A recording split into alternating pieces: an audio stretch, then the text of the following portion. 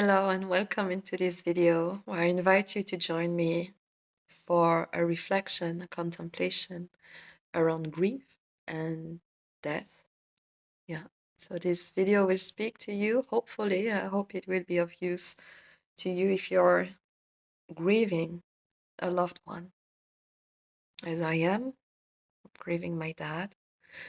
And that's actually the reason why I want to share on the topic of grieving, because in my experience, I've I've noticed that grief really demands a collective processing. That if we grieve alone, it's so freaking hard. Grieving the departure of a loved one is so violent to start with, and I have no idea how people do it by themselves. To be honest, it's really something that hit me. It really hit me when I started to grieve my dad. How do people do that? Like, how do you start to grieve the departure of a parent, that you'll never see your parent again? It's so violent. And I have no idea how people do it by themselves. And I felt we should not do it by ourselves. It should be really a collective practice, and we should have a collective support. And then I encountered the work of Francis Weller on grief, and that is a wonderful resource. So if you're finding yourself lost in your grief and in the idea that you should be grieving by yourself, I really invite you to discover his work, okay? Discover the books of Francis Weller, the Edges of Sorrow, something like that. He wrote a book that's really fantastic. You can check him out or just listen to his podcast and so on. But so in that idea that grief is a collective practice, should be a collective practice, then I want to contribute and share this video. And sharing this video, I will do it as I do as a somatic coach in my own practice of being a human, but then also in my own approach of my work as a somatic coach. I will share it through poems. I'll contemplate grief and death through the help of some writers and authors, and also through some somatic exploration. So just a word on what soma or somatic means. The soma refers to your living body. It is the experience of being alive, of being here in this body. So there's a deep sense of aliveness. It's not just the physical body you can analyze or you can dissect. It's the body you're experiencing right now. It's your first-hand experience of your body. No one else has that experience for you. So we're going to experience some aspect of this body, looking into the anatomy and look into some practice that can help us go through the deeply transformative process that is grief. Okay. Okay, let's pause. I have no plan for this video. As for any of my video, I don't really make plans. I just have some ideas of what I want to share. So I have to pause also just for the sake of this video staying on track and not digressing in every direction. So let's take a minute. Let's pause and let me come back to me for a moment, because maybe you don't know me. So hi, my name is Laura. Yeah, I'm a somatic coach, as I said. I'm from Belgium. I speak French as a mother language. So if you hear some kind of accent, yes, maybe you guessed it, I'm a French speaker. So I lost my dad almost a year ago, last year on November 8th. And so I'm recording this in 2024 at the end of October. So that 1 year mark is coming up next week. Next week is November 8th. And this is, it's quite significant, yeah, in my life to come to that 1 year mark. The sensation of, my God, it's been 1 year already. Like, how did I do to go through that 1 year without my dad and grieving? And where am I in my grief?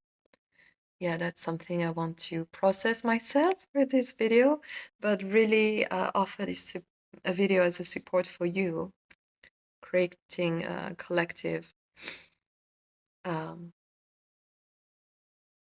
space to accompany each other in our grief. So I would invite you to just take a moment to maybe just bring to your mind who you're grieving, how long it's been, and yeah, maybe realize, yeah, that's where you are on your journey of grieving your loved one. And you don't see how I'm extending my arms towards you, just like big hug, because it can be like such a big, maybe distressing, slightly distressing to realize, wow, it's been that long. Yeah. Because if there's one thing that really hit me processing, well, going through grieving my dad, is that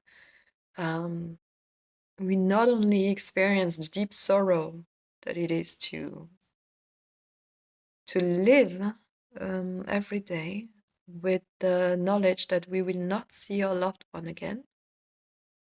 So there's that heartbreak that is there from their departure. It's not just that. There's that heartbreak, and then there's the heartbreak of missing them. Missing my father every day. I keep missing him.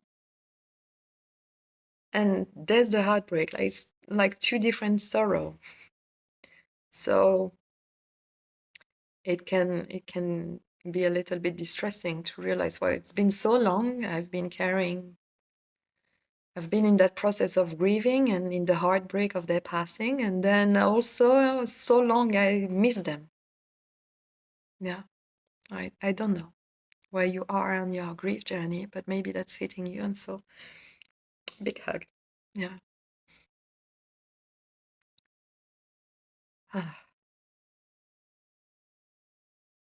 Okay, let's take another pause. In thinking of recording this video, what was coming up in terms of thinkers I want to bring in, and just for reflection, for contemplation, I like to do that because grief is such a collective thing. We are all going to lose our loved ones. Some people are more fortunate, quote unquote, than others, in the sense that maybe they live amongst their people for a very, very long time. It's only later in life that they experience the departure of a loved one. But we can expect that we are all going to experience the death of someone close to us, and for some people it's very early on.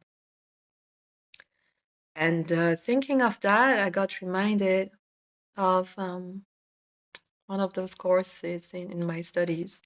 Studied a lot of cultures and languages and philosophy as well, and came to know the work of Ludwig Wittgenstein and his Tractacus, Logico-Philosophicus, something like that, where he says that death is not an event in life and that we do not live to experience death. So we can go into some deep contemplation with that death is not an event in life and we do not experience death, actually, or we do not live to experience death. That can nourish or feed some kind of reflection or realization. But then in another book written by one of my favorite thinker and writer, whose name we pronounce in French, Jorge Semprun, was Spanish and lived during the Second World War and was a prisoner in the camps. He writes in one of his books, I can't remember if it's Le Grand Voyage or L'écriture ou la vie, he writes about that quote from Ludwig Wittgenstein, and he says basically that Like, what the hell was he saying? It's kind of easy for a philosopher to say we do not experience death, but at the moment where he writes the book, he's describing the scene. Georges Semprun is describing the scene where he's in the camp. That really happened. He's in the camp, and he's holding a friend who's dying in his arms, and he says, I am experiencing death right now. It's not mine, but it's the one of my friend. I'm experiencing death. Death is definitely an event of my life. Yeah, kind of answering Ludwig, um, saying that death is not an event of life. And maybe I'm biased because I really like this author, Georges Semprun, but I really like that he says that, like just that recognition. I'm having an experience of death, which is not my own, but it's the death of a loved one, and that's pretty heavy. And I can relate to that, and when I think of that, I remember visually the funeral of my dad, and that's very heavy too. Yeah, to know the body of your loved one is in that box. That's heavy to process. Yeah. Again, I have no idea how people out there process their grief alone, because they're just so in fact impactful. It's a real event in life, the death of a loved one. So just some validation also. I don't know. I'm sharing from my experience, and maybe you find a resonance in your own life and in your own experience, that you have experienced death, and it was the death of your loved one, and that's so hard.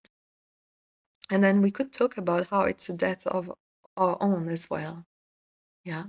Another, it's not a, well, it's an author, but I discovered through Instagram.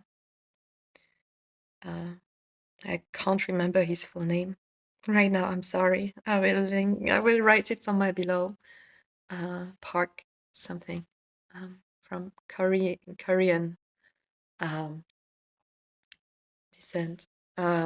He says often how every loss belongs to someone. Every loss belongs to someone. Yeah. So I find that validating in a way. This is all loss, and I find it encouraging to fully claim our experience of death and our experience of loss. Like, we need support to fully claim it, to fully invest ourselves in the work of grief, of grieving, which in my experience does not have an end. That's how it is now, because the physical body is gone. Yeah, of our loved one, it's gone. So we'll only have grief from now on. I don't believe that grief ever finishes. Yeah, that's my experience. I don't know if it's yours. I'm open for discussion. Yeah, really, I enjoy hearing different experiences. But grief is our experience right now, and so that quote from Terry Tempest Williams, which says, "Grief dares us to love once more," and I found that so true. I found that quote really resonated with me because with time passing, I've realized that the difficulty and the pain I've experienced with my father passing is like a tug of war in one's experience, in one's being. Tug of war between saying yes to what's happening and saying no to what's happening. There's a lot of layers here, so I'm going to try to go slow. And maybe this is going to resonate with you. That would be nice. Because then I'm really accompanying you on your journey. And then in a way, because you resonate, you're accompanying me in my own journey. And that would be so heartwarming to know. There's a tug of war, so between saying yes to what's happening, to just acknowledge, in a way accept. Yeah, accept. Okay, that's how it is now. I will never see my father again. That's how it is for you. That's how it is for me. My loved one is gone. I will never experience his warmth. For me, that's one of the things I miss, and one of the things that my body remembers a lot is the texture of my father's body when we hug. Is feeling his presence. Maybe you've noticed that in your life as well, is that every person you hug a certain way. Every hug feels different, and you could close your eyes and hug different people. You would know who's hugging you. Yeah, not because you recognize the body shape, but because their presence. There's something in the way they're hugging you. And I remember that about my dad. Yeah. And so there's the difficulty of accepting I will never hug him again. I will never experience his warmth again. I will never experience his presence materially again.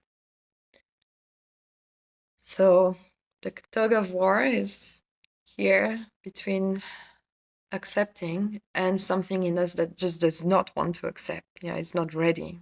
It takes time. Okay, there's death, or like accepting the death of a loved one and not accepting it. As if there's something in us that feels if I keep saying no, maybe things will change. It makes no sense, but this is like, okay, if I say no, then maybe it's not happening. Yeah, a sense of denial. And on denial, there's I have to find it. There's a quote from Terry Williams. Let me try to find it again, because I found it really good. So Terry is in her book, which is called Refuge. I believe it's the book on refuge. She speaks of her experience of the death of her mother, who had a cancer. I haven't read the book, I only read quotes of the book. Okay, just disclaimer here. So the quote says, "Denial stops us from listening. Denial stops us from listening. I cannot hear what mother is saying." So at this time of her writing, I believe her mother is still alive, but is talking about her illness, about her cancer. And so, yeah, we can become aware of how it is difficult for people around someone who has an illness to process that. And maybe it's a type of grief already for them. Okay, let's go back to the quote. "Denial stops us from listening. I cannot hear what mother is saying. I can only hear what I want.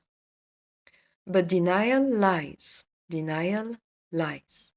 It protects us from the potency of a truth we cannot yet bear to accept. It protects us from the potency of a truth we cannot yet bear to accept. It takes our hands and leads us to places of comfort. Takes our hands. Denial takes our hands and leads us into places of comfort. Denial flourishes in the familiar. Denial flourishes in the familiar. It seduces us with our own desires and cleverly constructs walls around us to keep us safe. I want the walls down. I want the walls down. Mother's rage over our inability to face her illness has burned away my defenses. I am left with guilt. Guilt I cannot tolerate because it has no courage. I hurt mother through my own desire to be cured. I continue to watch the girls. The pilgrimage from salt water to fresh becomes my own. So she's talking a lot with the land and with nature. It's what makes her writing and her own world so fascinating and inspiring. I really invite you to read Terry Tempest Williams. But yeah, a few things here very interesting. Denial stops us from listening. So back to the tug of war between saying yes, listening what's happening, being with what's happening, being fully in the experience, and saying no, and going with denial. No, that's not happening. Yeah, hoping it would go away. Cannot listen anymore. And when we cannot listen, we're not fully in the present moment, and also we are cutting ourselves from all the support from this present moment and all the support of this world, of nature.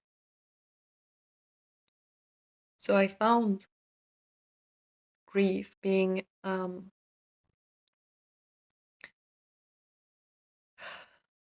a deep work, a deep transformation in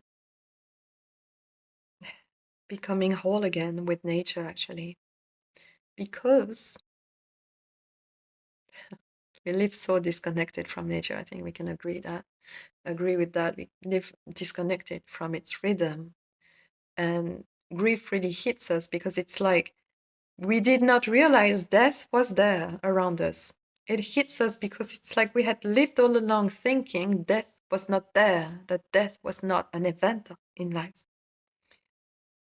But it's really calling back those words of Georges Semprun. Yeah, we are experiencing the death of other people. We are experiencing death all around us. But I think for many of us, and definitely this has been my case, it's like, oh, I'm kind of living like death does not exist. Yeah. And so when a loved one dies and we experience the death and we say yes to the experience because we're saying yes to grief, except if we remain in denial, like this is everyone's own process, but for me anyway, it's like, okay, saying yes to what's happening. Yes, this is happening, even though some parts of me don't want to say yes and prefer denial and prefer the comfort in which denial leads me. But when we say yes, we I think we're really carried toward observing nature. That was my case. Carried into slowing down. Actually, that's natural, I believe. To realize that grief is going to be a very long and slow process. We are guided into slowness. That was my experience, and the tug of war here is maybe to say yes to grief, but to hope to be done with it soon. And that maybe happened for you too. It did happen for me at the beginning, thinking, okay, I'm going to process that, but then it will be over. It's a form of denial. It's a form of denial. It will never be over. You'll never see your loved one again. So I had to come to realize this as well, and then to accept deep slowness, the deep, slow rhythm of grief. And for some of us, or many of us, we will be actually unable to do anything in speed, because maybe we'll be hit with a deep sense of fatigue in our body, because the body knows, and the body has started to grieve, and maybe our mind is somewhere else denying things, but the reality of our body is that it's exhausted, and it's been like hit by a truck, and we cannot get out of the bed so easily, or we get very easily exhausted, so maybe we don't get out of the home for a few days in a row. So there's a slowness there, which I believe is the rhythm of nature, simply. Yeah, it's the rhythm of winter, the season of winter. So take a moment for you to see if that makes sense to speak of the season of winter and slowness in your own experience of grief. And speaking of winter is a great transition for me to move on to another author She's one of my favorite poets, David Whyte, who wrote a poem, beautiful one, that I will not read entirely, so go find it. It's in his book, The Bell and the Blackbird. Wonderful book, just get your hands on it. And so, Winter Grief. He says, so I will read just extract of it, right? Really, just extract. When you find yourself alone in this winter's narrow light, when you find yourself alone in this winter's narrow light, when you want to come out of the darkness, only to confirm you can return there again, let this wind and this winter and this rain and this weather and all the difficult blessings of the world find you here. When you want to come out of the darkness, only to confirm you can return there again, let this wind and this winter and this rain and this weather and all the difficult blessings of the world find you here.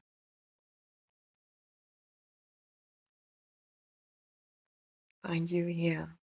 So the narrow light of winter, there's something, when we observe nature again, in winter, we can really describe the movement of nature. Well, in some part of the world, I don't know where you're from. In Belgium, anyway, you can definitely tell that winter is a retreating of the nature from its outward manifestation into the roots, into the ground, into a place unknown that we do not see. So there's a narrow light, even the days are much shorter, the daylight is much shorter. And there's the retreat of the nature to prepare for spring. But what we see in winter is just a retreat, it's a disappearance. And that might really echo how we feel when we grieve, especially at the beginning. A retreat within ourselves.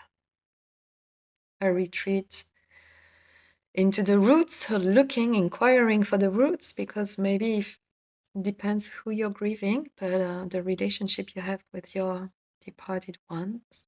But if you're also grieving a parent, that is a destabilizing event about your roots. Yeah, it's like the pillars of your life, one of the pillars of your life is gone.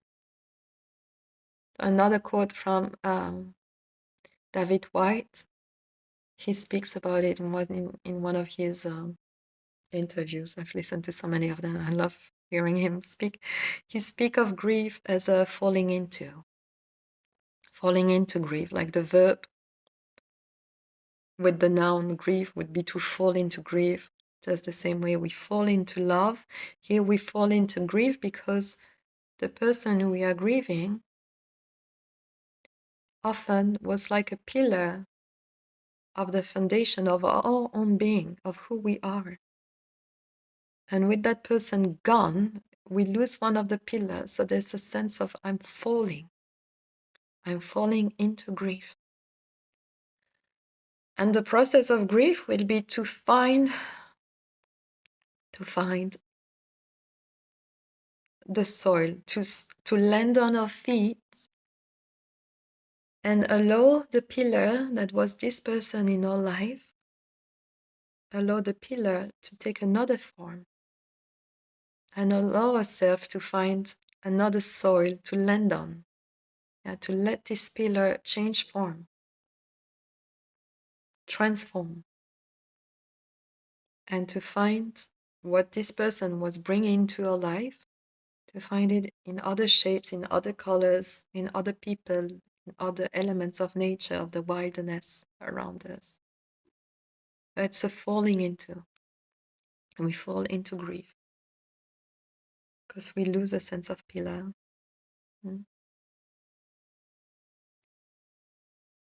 And so I also really like that other part I've quoted, how when in that process of grief, at some point, we want to come out of that dark place in which we are retreating, or the well of grief. I think different authors speak of the deep well of grief. David Whyte speaks about it for sure. Maybe Weller, or he speaks the deep well of sorrow. I'm not sure, but there's a sense of like that winter movement of nature, of retreating deep into the soil, into the ground, into the darkness. So we are into that darkness. And at times during our grief, we want to come out, but just like enough, like popping our head up outside of the ground just to check, maybe, okay, how's life? Only to know we can return there again. So only to confirm if I want to go back into my darkness, into the well, I can. Because in a way, we retreat deep into ourselves because we want to find that soil again. We want to land on our feet. And if we were to re-engage with the world without having found that foundation again, there would be a deep sense of instability in our life. But we kind of want to engage with the world as well, but not without completing the process of building our soil and our foundation again, making that stable. So there's a little bit of going out of the well and then knowing I can go back there. And I remember that sensation so clearly of wanting to stay with the darkness, just to stay with that falling, as long as I needed, as long as I wanted. But to just confirm, okay, if I want to engage with life, I can, but I will go back to the darkness. Yeah. So when you want to come out of the darkness, only to confirm you can return there again. Let this wind and this winter and this rain and this weather and all the difficult blessings of the world find you here. So I found it also very powerful to name where we are, here. This is where I am, it's here. Yeah. Let's call another poet here, just a moment. A poem by David Wagner that is called Lost. And I think that's definitely how we feel when we experience the death of a loved one, is we feel lost. Yeah, again, that sense of I fell into something, I've lost the foundation, I'm falling. And Lost, it's a poem that would answer the question like, what do I do when I'm lost in the forest? So it's not about the death of a loved one, but I think that poem really echoes how we feel when we're grieving. We feel lost in a deep forest, in dark forest, and we do not know how to find a way again. So how to deal with that sense of of being lost? So the poem goes like this: Lost. Stand still. The trees ahead and bushes behind you are not lost. Wherever you are is called here. Wherever you are is called here. The trees ahead and bushes behind you are not lost. Wherever you are is called here. Stand still. So I found that beautiful, actually, and kind of reassuring. Like coming out of the darkness just enough to check there are things around us and they are not lost. And we can go back to the deep well of our grief and to the darkness and take all the time we need to build our foundation again, knowing that where we are is called here, and that this place is not a lost place. Maybe lost is just how we feel, it's how we feel, but this place is called here, and things around us are not lost. Wherever you are is called here, and you must treat it as a powerful stranger, must ask permission to know it and be known. So that's a beautiful invitation to realize there are things around us that contain us. I really want to insist on that because It's going to invite, it's going to help me make the transition towards the somatic exploration I want to suggest here, which will be a somatic exploration of the cell or cells, which is a membrane and a liquid inside, a fluid, cellular fluid inside, to find the containment of the cell. And I found that this poem helps me to echo, to suggest, to give you a amuse-bouche, just a taste of a preview of that somatic experience exploration, to find some sense of support to face grief. Wherever you are is called here, and you must treat it as a powerful stranger, must ask permission to know it and be known. Because to realize that wherever you are is called here, and that things around you are not lost, and that you must treat all the things around you as a powerful stranger, it's going out of yourself a little bit and inviting you to see yourself from a different perspective.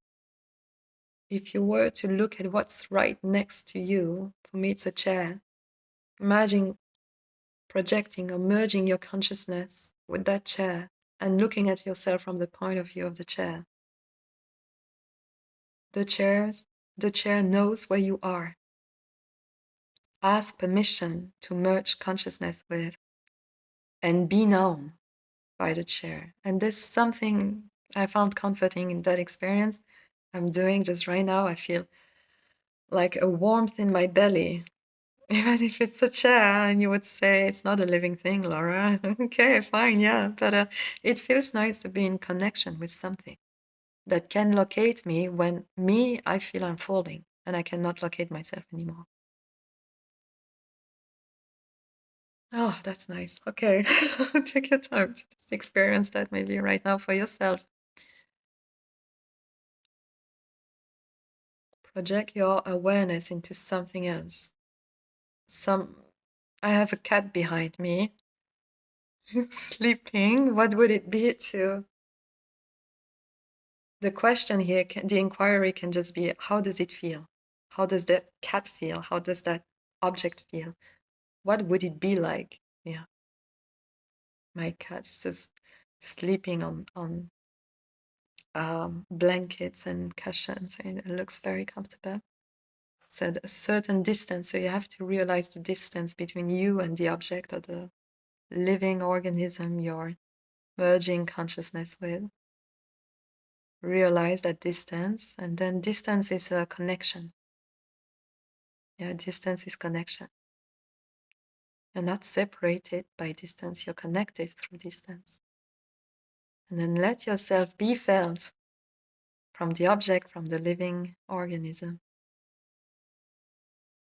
Apprehend yourself, see yourself, feel yourself from another point of view.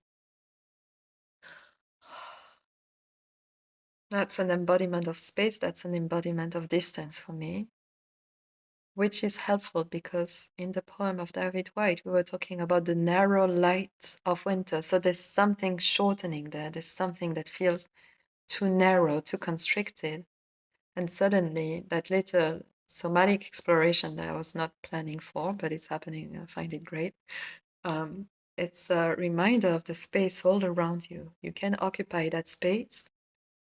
And it might feel frightening to give space to your feeling of being lost, or give space to your heartbreak, or give space to your sorrow, because giving space feels frightening, but observe if you can do it a little bit, just a little experiment, like you're a little scientist and you're experimenting on something.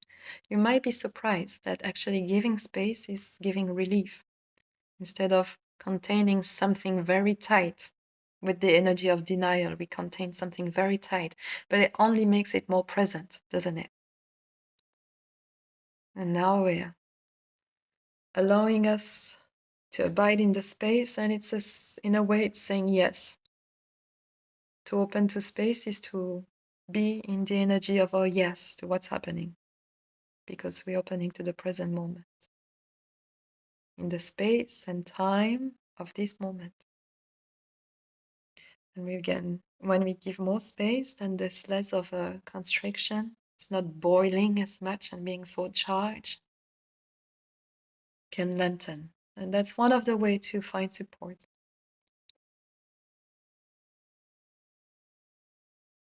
Maybe you feel that too. Let me know. That's one of the ways. I still want to share with you the cellular exploration. It has to do with space anyway. There's one way. A cell has a membrane containing, protecting the interior of the cell from outside influences. And so by identifying your environment right now, what you can be in relationship with is like you're constructing yourself a membrane. And when you identify things around you, you build that membrane, and the space in between you and those elements is your cellular fluid. It's the interior of your cell. It's what you can occupy and be in, can take space into that. You can take space into that space. You can take space and not contain as tightly within yourself. You open that space and you let your sorrow be held within the membrane and take space. Offer some sense of relief to the parts of you who were holding on to the grief, thinking maybe that they had to contain it by themselves. They don't have to. They have more space to feel.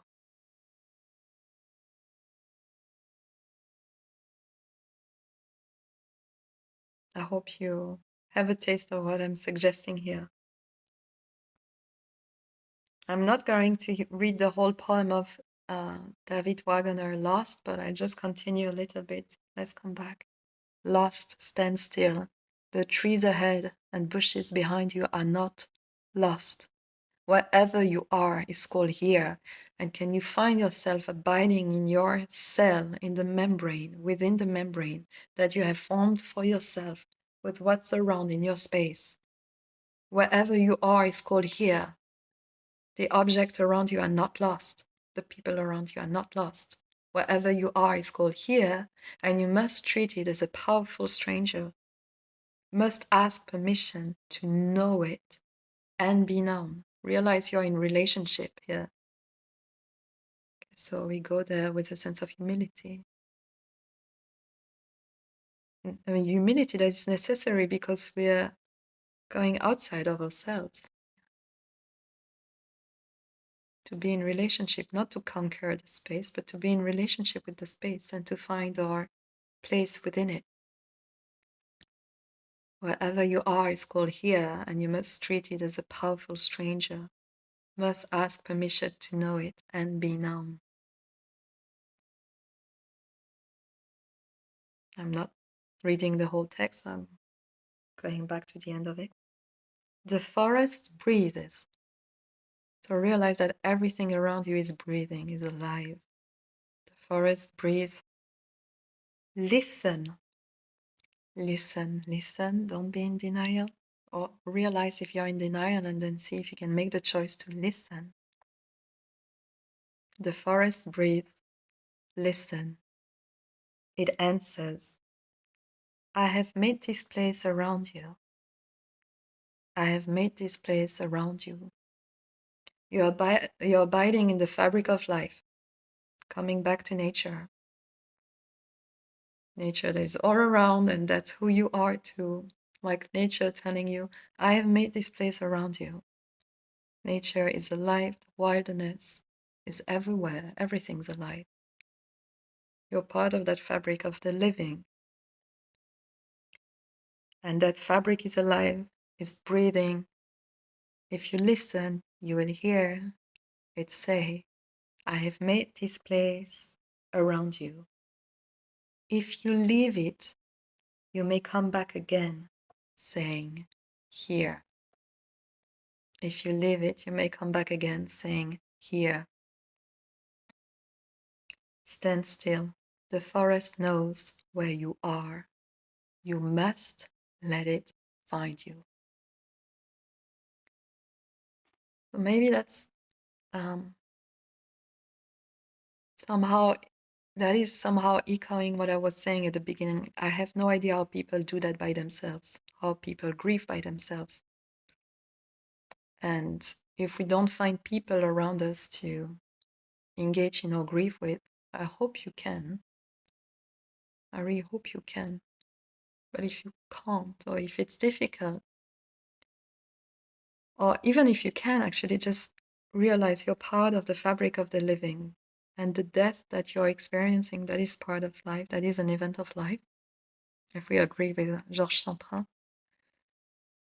death is not just part of life, it's part of nature, of this fabric of living. And the meaning of death is also something for us to inquire into, because I'm sure you have realized, like me, my loved one is not really dead, like, okay, there's a change of form. It will never be material form again, like I knew it. But there's something that is not dead. Yeah, so we can inquire also in the meaning of what it means, what death means, and what it is truly. But we will inquire into that, or we will get answers if we attune to nature, if we claim back all belonging to nature.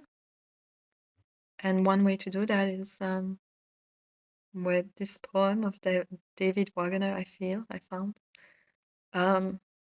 Realize the forest of the alive things, the family of things, as Rilke wrote about the things, or Mary Oliver wrote about the family of things. Anyway, weaving ourselves back into the fabric of life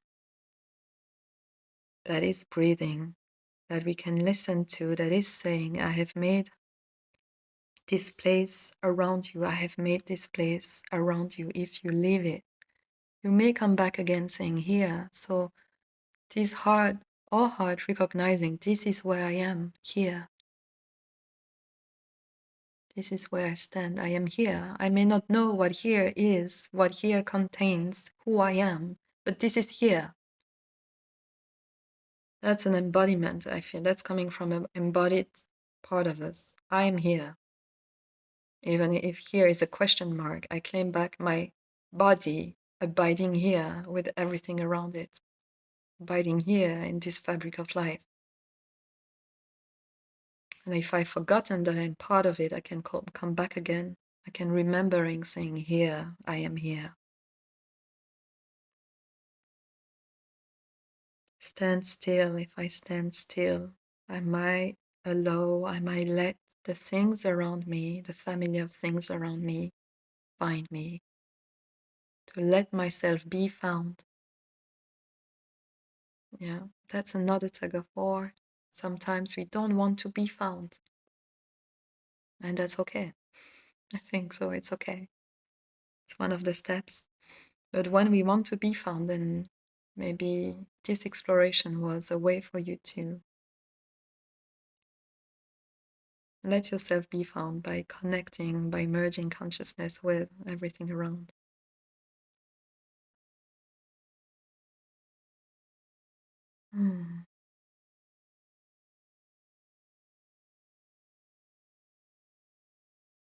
What else do I want to share? It's almost an hour already.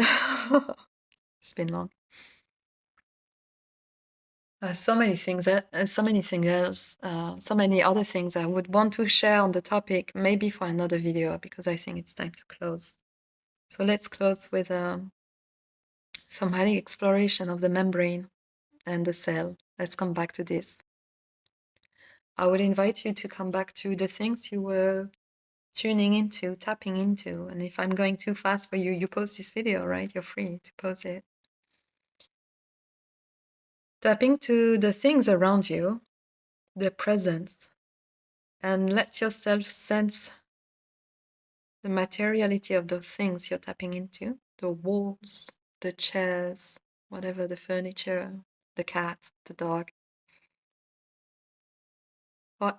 however far it is. It can be very far, it's okay. Or it can be very close. Whatever is accessible to you right now. Whatever you're available to right now. And take a moment to sense, to see, maybe even to smell if you're tapping into flowers or your cup of tea or coffee. But to let your senses inform you of the presence of things around that are your membrane, that are being there with you, that are sitting or standing or lying down with you. And they form a sense of membrane in your space, containing you because they're present to you and you're present to them. Let's take a moment to remember that in this moment we are present and we are contained. Present to things that are present to us, sensing those things, sensing us, even though you would say a chair is not sensing, Laura. Well, maybe imagine it can. Imagine it can. Imagine it knows where you are. So maybe you can tap into living organism or flowers or plants or cats, people, if it's easier or if it fits better your process. Those things are sensing you. They know where you are. It's your forest. Listen.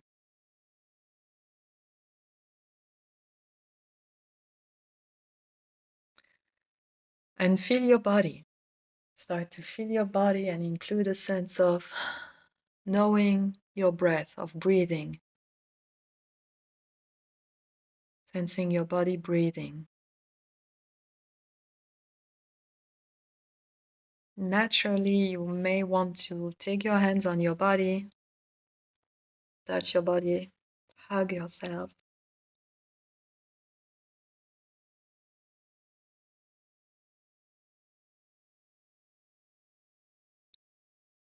Feel your body breathing.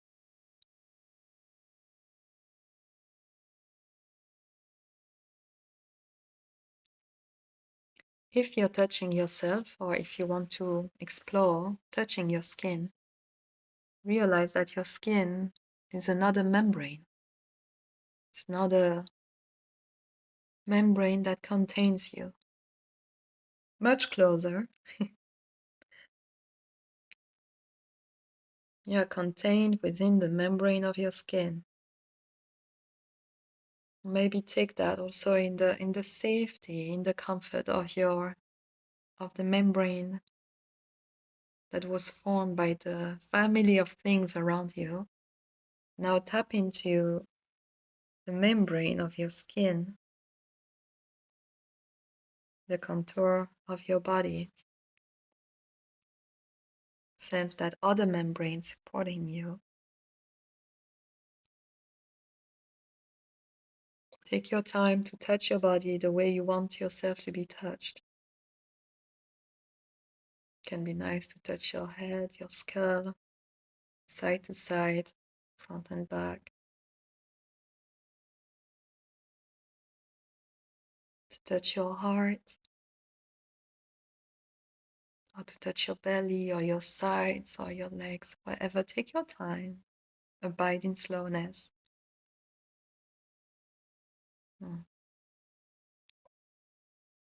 Make sure that your hands are soft and gentle.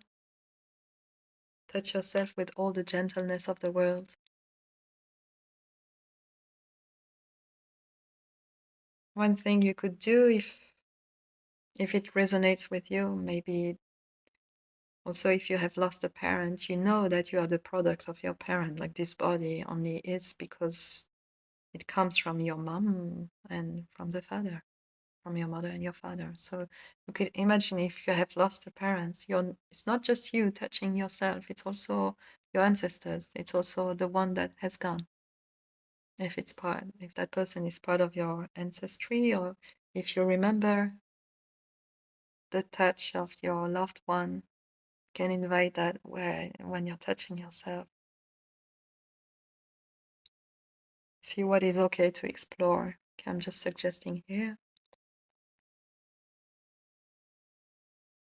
And at some point, I would invite you to deeply listen to your touch.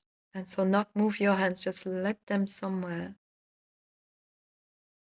Soften your arms, shoulders, wrists, fingers.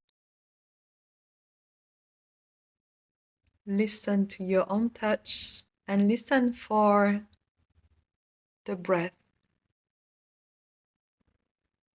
Notice all the subtle information gathered into your palms, informing you that your body is alive and breathing. You might sense the rising and falling of the body part that you're touching, or you might sense something even more subtle.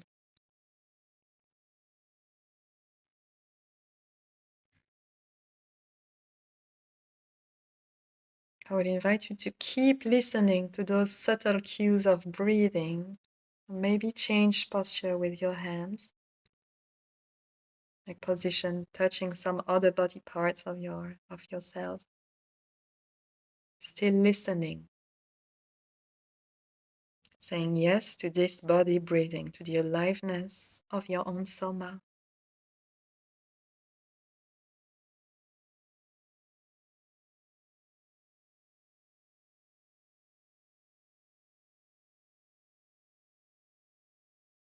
Take as much time as you need to tap into that aliveness and to that breathing. The cellular breathing is expanding and then the condensing.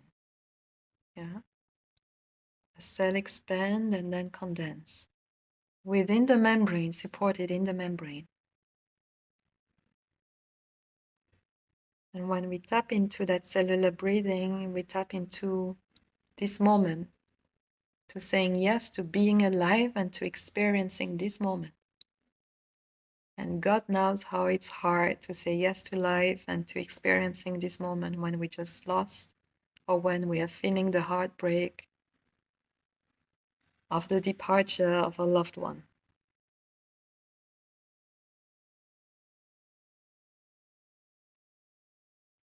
You might stay with one body part breathing, or you might let your whole body breathe as a whole and let yourself feel that whole breath from the body. That subtle sense of expansion on the inhale and condensation, shortening on the exhale.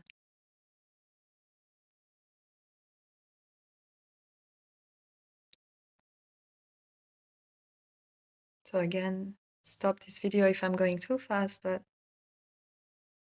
if you're finding yourself abiding in that expanding and condensing, being able to remain with the breathing, then I would invite you to add to that, to invite into that experience, to not lose touch with that, but invite into your experience, invite back the membrane,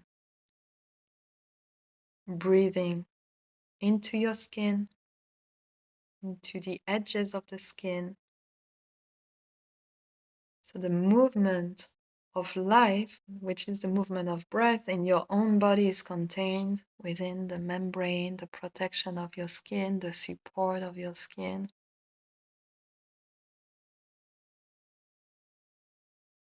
And then you can also remember the membrane that is composed by the family of things around you.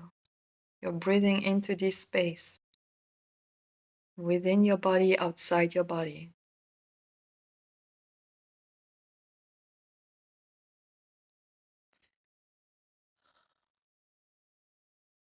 Let's take a few more seconds, moments to explore that. Abiding in the space of my body, abiding in my space right now outside my body. Experiencing protection, being contained, being supported, while breathing and while saying yes to every moment. This one, and this one, and this one.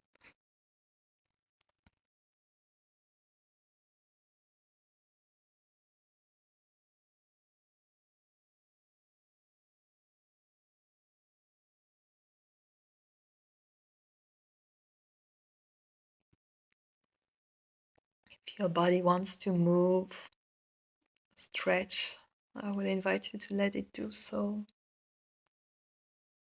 To let it take space within itself and within space around you.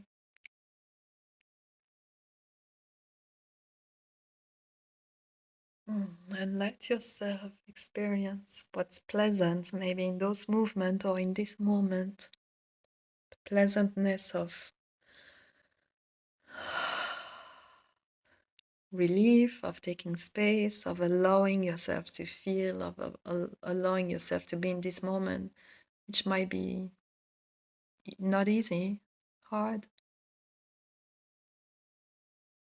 which might be unpleasant, and allowing contradiction to be here. Yeah, that we can experience two different things at the same time.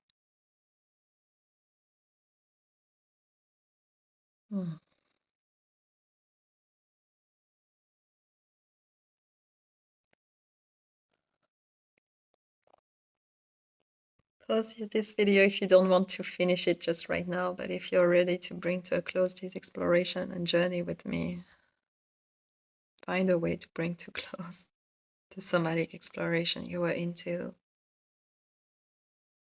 Maybe by focusing on something that serves as an anchor for you in this moment, which could be a sensation, which could be an element outside you, a sensation within you. Anchoring your focus into that for like 15 seconds or 30 seconds, just enough so you can carry that memory into the rest of your day and maybe your week.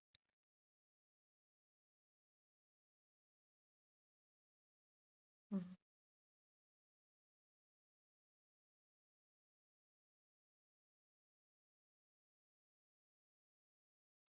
You can name the sensation, it helps to anchor it deeper.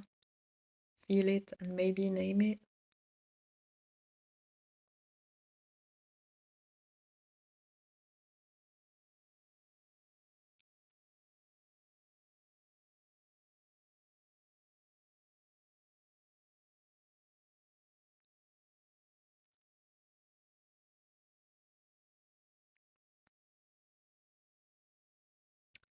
And don't hesitate to message me privately or to comment just to let me know if this was helpful, if you would like another journey together through grief, because there are more things I could share on the topic. And thank you for being there with me on this journey. See you soon.